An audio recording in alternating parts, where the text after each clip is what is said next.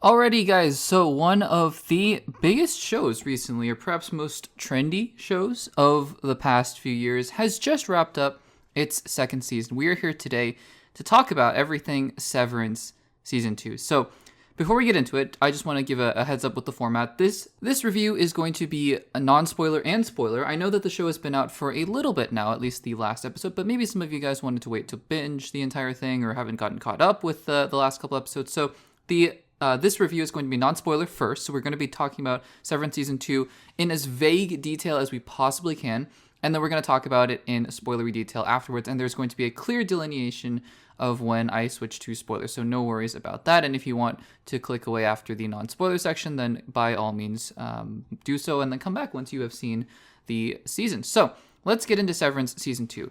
I like to always start out my reviews with a little bit of context, with at least my opinion about how I was thinking about the series or the movie going into it, because I think it's important. Like I always say this, I think it's important to understand where the person you're listening to is coming from, so that at the very least, even if you completely disagree with their opinions about the show or the movie, you can understand where they're coming from when they are talking about their views. So with Severance was a show that everyone on the internet was very, very in tune with when the first season came out. It was sort of a cult kind of show where it had a cult following in it, and it really gained some popularity and steam because of the unique concept. The first season and the general premise of the show in totality is that you go into this office and you have an inside personality, an innie, and an outside personality, an outie. And once you go into the office, you are part of your inside personality, or you are completely your inside personality, your innie. And then once you leave, you separate, and the innie doesn't remember anything as you transition back to your outie, and vice versa throughout basically the rest of the time as you work at this company called Lumen. And there are obviously a lot more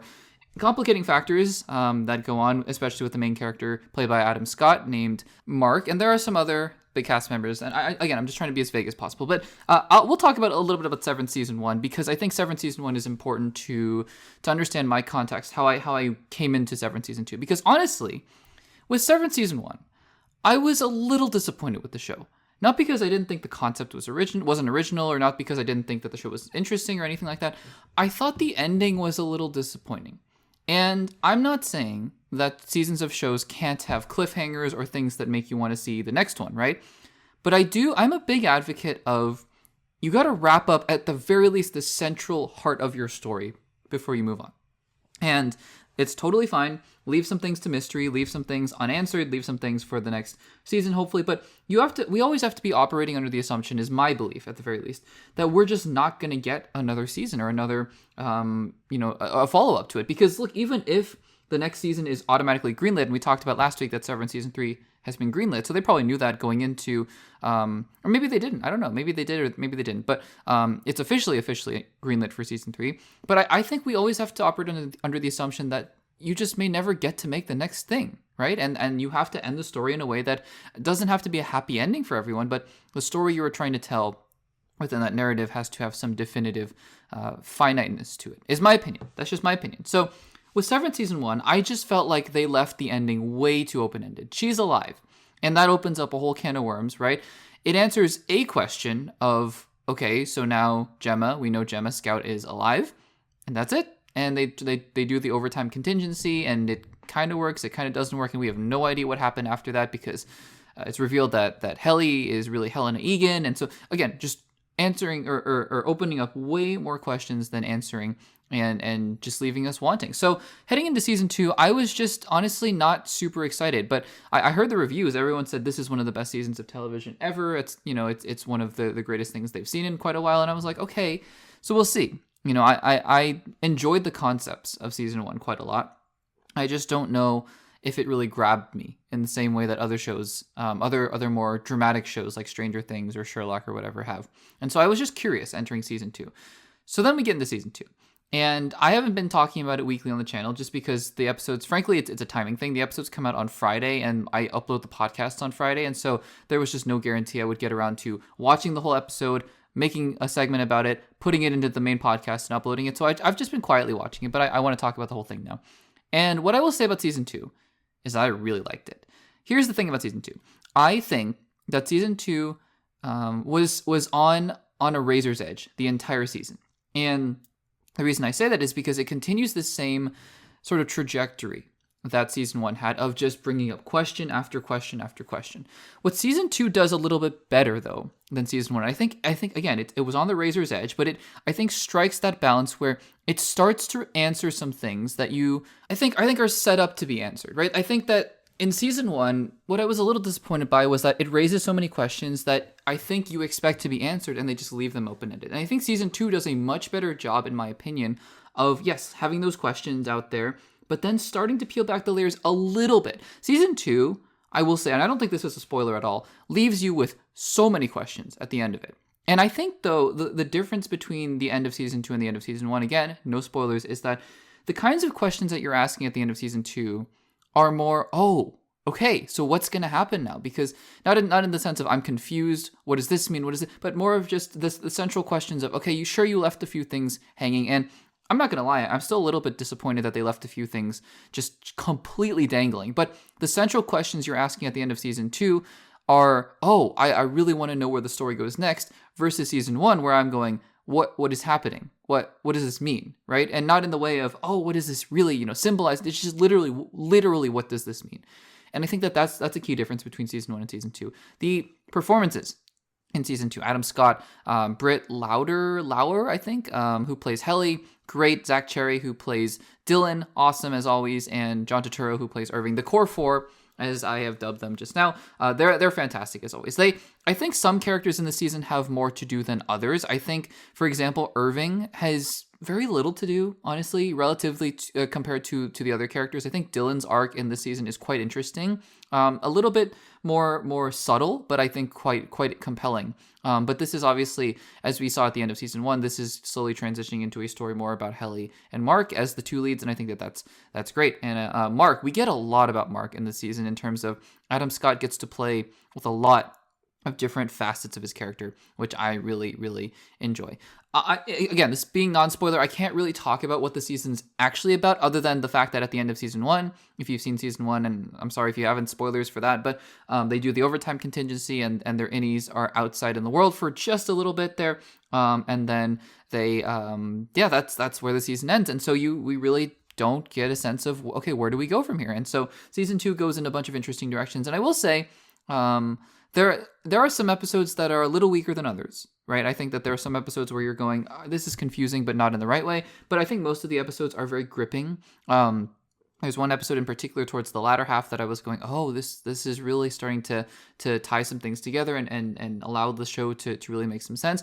And I think by the time you get to the very end, it reaches that point where it feels satisfying. Because, look, throughout the entire season of Severance Season 2, I was saying to myself, this show is on a razor's edge, like I said before, because it's leading you along. In every episode, you're asking, okay, what's happening? What's going on? Question. And I was thinking to myself, if the finale of this season doesn't deliver satisfyingly, then the entire season falls apart. So it was interesting to me hearing the critics going into the show say this is one of the greatest seasons of television they've seen in quite a while, because I would presume that they saw the whole show, right? And if they saw the whole show, that's great. But for me, as somebody who's watching the show week by week, it made me worried, because I was like, every single episode, I'm sitting here going, this is all super interesting, but I'm not getting that resolution that I think is really necessary. And I think by the end of the show, you really do get it. So again, it's really hard to talk about the show without any spoilers, because you just don't know what's going to happen at the end of season 1 going into season 2. But I will say that this is a show that takes you along for the ride. It asks you to be a little bit patient with it. But I think by the time you get to the end, you're going to be very intrigued by what is happening. And I think some answers are going to be given and some more questions are going to be raised. So those are my non-spoiler thoughts. It's all really vague and hand-wavy, I understand. But if you haven't seen the show, then I would definitely recommend starting with season 1 and then going on to season 2. So let's quickly now transition. This is the official marker where we're going to transition from non-spoiler to spoiler, and then we'll wrap up this segment. So we're going to be diving into spoiler warning. Here we go.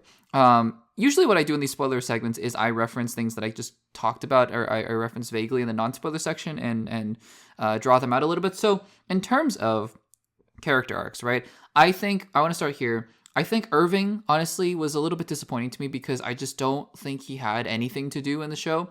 And jumping off of that, while yes, we'll talk about that final scene in the hallway with Gemma, Helly, and Mark, and I think that that's just a brutal scene in all the right ways, I will say that this show still continues to end its seasons with entire plot threads just completely unanswered. And I think that unaddressed, I should say, because unanswered is one thing, right? Where you can be hinting towards, okay, there's something else going on here, stay tuned. Completely unaddressed. One thing is Irving, right? Irving just goes off and rides off into the sunset, and we have no idea where he's going, and no idea what he's up to, and no idea how he's going to factor into season 3. I don't know. Maybe it's going to be him and Gemma against the world. Who knows, right? Who knows?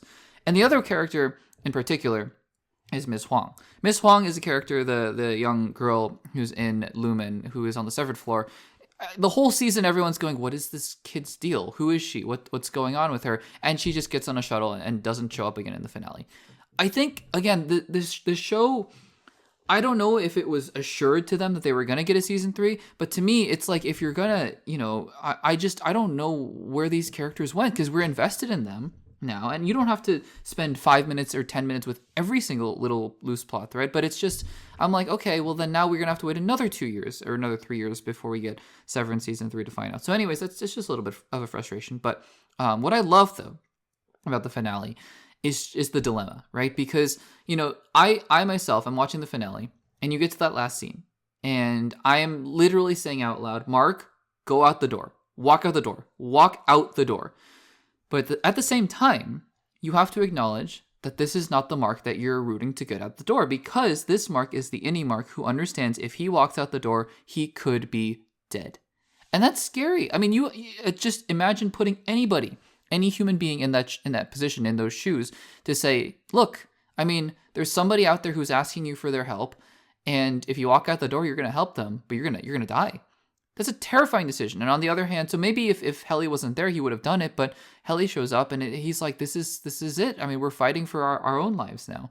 And I think that's powerful. I'm glad Gemma got to escape. It's heartbreaking that she doesn't get to be outside with Mark. Hopefully at some point they will be outside together. I don't know if she's going to go back into the severed floor at any point, but it's really, it's exciting because we get some really interesting plot threads to pull from in season 3, but it's also frustrating because we don't get to see that for quite a while. And I think that it's, it brings up all the right kinds of, oh my gosh, I wonder what happens next in this story, which I think is a really good thing. Throughout the season, I got a couple weaker episodes. I definitely think season 2, episode 8, was it? The one with Miss Cobell, Patricia Arquette was... I don't understand that episode at all. It was bizarre. Was it episode 9? No, it was episode 8, right? It was episode 8. What a weird and bizarre and kind of terrible episode. I don't understand that episode at all. I think another one, I thought the one at the Hollow, the retreat one, was okay. It was a little strange. And at that point, you're just kind of going, yeah, I don't know. Maybe we're going to figure something out with this, and it never kind of comes up again. The goats, I mean... to have this whole section of the MDR wing, or of the severed floor, just be goats, and then just have one to sacrifice at the end. I'm sure we're going to get more of an explanation. It seems very, ancient rituals, kind of animal sacrifice sort of deal. So we'll see where that goes. But yeah, there's a lot more to answer here. I think the interesting thing about the Egan father, who says to the innie Helly, he's like, I see the fire of Kira in you. I think that's going to be something that they'll play into as well. So a lot of exciting and interesting things going into Severance season 3.